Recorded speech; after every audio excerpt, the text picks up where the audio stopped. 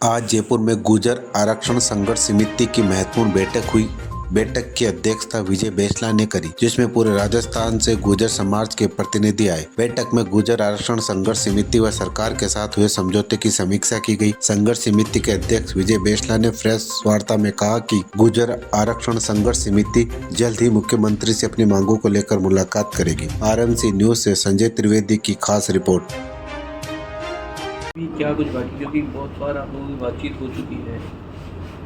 देखो, ऐसा है कि हर बार मीटिंग डिमांड्स के लिए नहीं होती। गुर्जर आरक्षण संघर्ष समिति एक संगठन है राजस्थान के MBC समाज के लोग, और आज जो मीटिंग रखी गई है ये काफ़ी दिनों से मीटिंग रखी नहीं गई थी और दो चार चीज़ें सामने भी आ रही थी, तो उन सब चीज़ों को लेकर के है।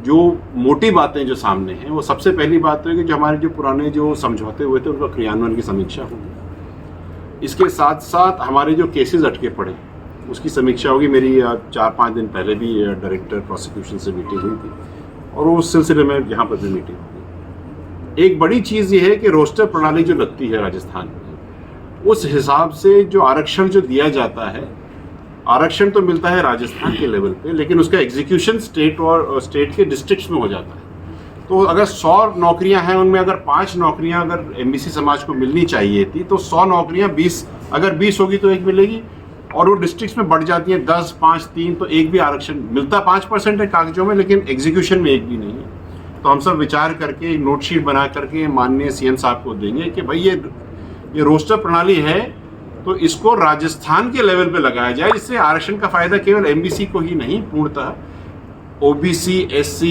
ST, EWS सबको मिलना चाहिए। इसके अलावा एक और बड़ी बात है कि इदाते कमीशन जो माननीय नरेंद्र मोदी जी ने बिठाई थी डिनोटिफाइड ट्राइब्स के लिए, उसके अंदर में राजस्थान से जो MBC समाज की 5 जातियां हैं, इनको DNT में अलाइन करने के लिए, लेने के लिए रिकमेंडेशन किया गया था, लेकिन अभी तक हुआ नहीं है। तो ये हम चाहते हैं कि तुरंत तरीके से हो, जिससे कि जो MBC की जो 5 जातियां हैं जो बिल्कुल ही पिछड़ी हैं, इनको सीड वाली जो स्कीम्स हैं, scheme for economic empowerment of denotified tribes, जो कि ये प्रधानमंत्री जी की स्कीम है, उसका फ़ायदा इनको मिले, ये आगे बढ़े। जो मेरे पास इन्फॉर्मेशन आई थी इधर उधर से, वो ये कह रही थी कि अक्टूबर के महीने में DNT को बहुत सारे घर भी दिए जाएंगे। तो अगर ये काम अगर अक्टूबर से पहले नहीं हुआ, 2 अक्टूबर से पहले, तो फिर हमारे तो घर से हम वंचित हो जाएंगे। तो बहुत सारी चीज़ें ये भी है। और देवनारायण योजना जैसे आपने सुनाई था, उसकी समीक्षा की बात चल रही है। काफ़ी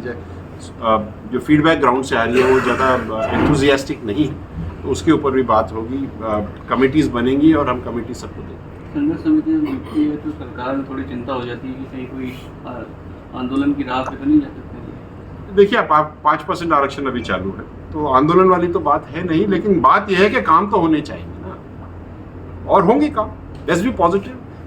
हर एक मीटिंग लड़ाई के लिए नहीं होती।